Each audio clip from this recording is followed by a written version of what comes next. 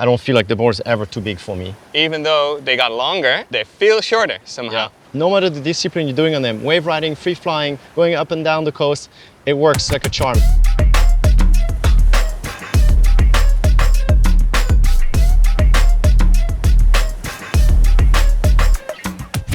Welcome everybody. We're here in sunny Maui together with Damien Girardin, co-founder and head of design at Reedin. We're going to talk to you about our new range of foil boards. The feather range has been around since that we started foil boards. Right. And they've definitely gone through some evolution. Majors.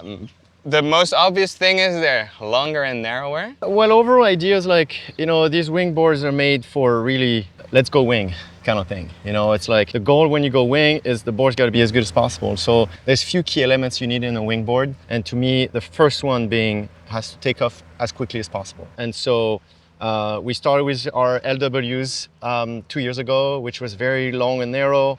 And it was, mind-blowing the amount of light wind you can get out. That's a light wind board, right? Yes. Yeah. It's like pretty much inspired from these downwind boards. Learning from these, it was pretty obvious to go expand this idea on our main normal wing boards, but not go too crazy, too narrow, so they stay stable at low speed, right? Because you still got to be able to, if you're not an advanced professional, be able to get on your knees, get on the board, get some speed, and get stand up and go. So the width stays relatively conservative, not too crazy narrow, but we went pretty long, so the outline is very straight.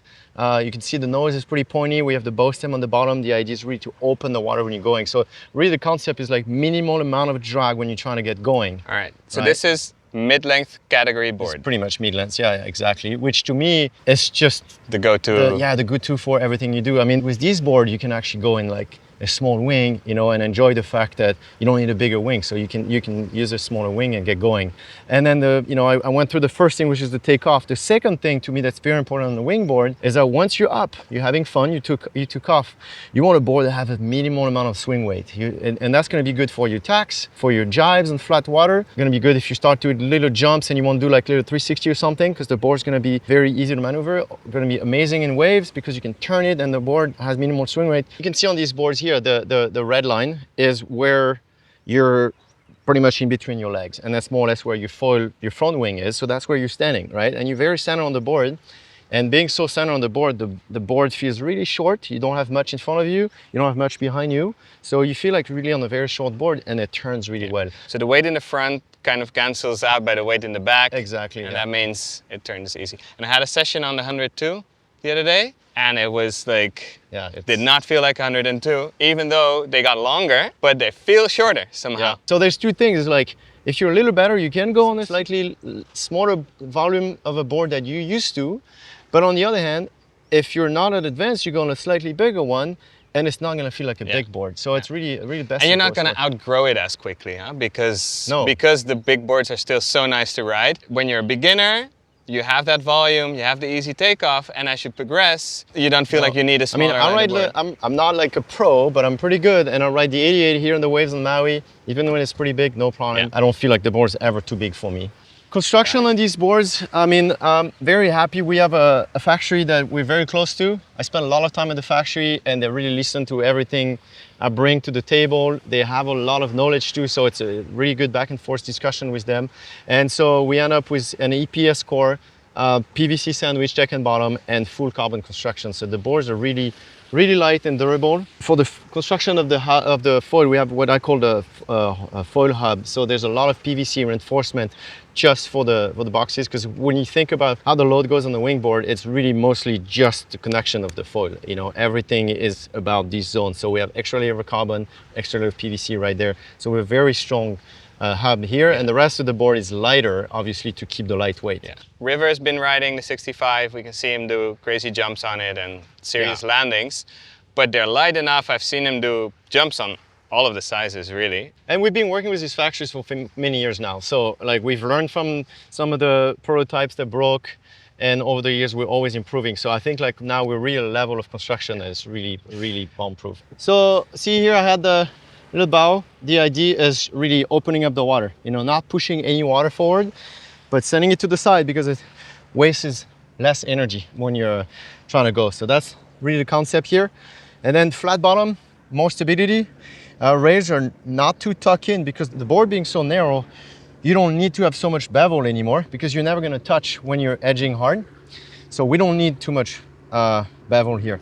Watch your head. Instead, we keep as much width as possible so you're more stable. And then we go to the tail here. And the idea is like we're trying to close the waterline at low speed, kind of like on the kayak, right? So we don't really have a straight tail that would potentially do some bubble that would suck the water in. We're trying to close the waterline very cleanly. And you can see when you're riding at low speed, behind you there's barely any bubbles. It's very clean. There's another thing I noticed compared to last year is we have a new deck pad. Yeah, and I asked you about this because we used to have the concave top, and you got rid of that. So we got rid of the concave deck because really I realized that some people were hurting their shins on it. Right, and sitting on the edge here. Yeah, and it was also prone to cracking if like people were using with like their handle or their boom would touch it, or again their knee. So it's a more durable construction this way, but the deck itself is about the same flatness as we had before. Right. The only difference, you don't have the little... All right, just a little coming up here. Yeah. Okay, so we're just as close to the foil, you would say. Exactly. The thickness is about the same. One thing is the pad is new. We have a corduroy, which, you know, it's just more comfy on your knees. Oh, it's very comfy, on your feet, it's the old one was great, but on the knees, I think it was a little too aggressive. So this is softer. And one thing I would like to remind is like this red line here, it's a reference for you to position yourself. You're more or less centering the red line between your legs, and you're pretty much where you need to be for riding. You could almost ride 1 foot standing on the red line. That's where it should be. Smart. So when I'm shuffling my feet to do a jibe, I just look down for a second. Yeah, and I know where to gotta be. go. I mean, you'll feel it riding, right? Sure. But this is where it should be. Yeah. We got the whole range here. I mean, the whole range you're gonna pick, mostly depending on your weight. You know, bigger guys, girls, they're gonna go, or less advanced, you're probably gonna go on a 1 or 2. But if you're less advanced, I would definitely suggest to go towards our controller boards, which are sold as a pack and as boards. They're a little wider, they're a little easier. So this definitely is a range for people that know how to wing already, right? It's not your first time board. Okay. I would say. But yeah, 1 or 2, obviously, you know, 90 kilos and up, that's kind of like your go-to. It's gonna be floaty enough, it's gonna get you going. 88 is gonna be your go-to board for anybody above 80 kilos. Even if you're just 80 kilos, the extra volume is gonna make it that much easier. Like we explained, the lack of inertia when you turn makes it such a fun board. So this is really your go-to board. The person that's a bit lighter. 75, I mean, people are gonna like that it's a little shorter, a little narrower, a little smaller. And if obviously you're lighter, you know, about 65 kilos and up, you can go on a 75, you're gonna be loving it. And it's gonna be exactly what the 88 does to me on being 80 kilos. Exactly. That's, so that's a 5'10"? 5'10". And then 65 liter, again, it's for your lighter person, you're gonna be 55 kilo and up, or the advanced guys that want a shorter board, that's gonna be good for them. But like really for the more advanced guys, I would suggest the 45 because this one, you're gonna definitely sink it. This is gonna be great for prone surfing too because it's pretty narrow. The shape makes it that when you paddle, you're very efficient on it. So it's a very easy board to take off when you're proning.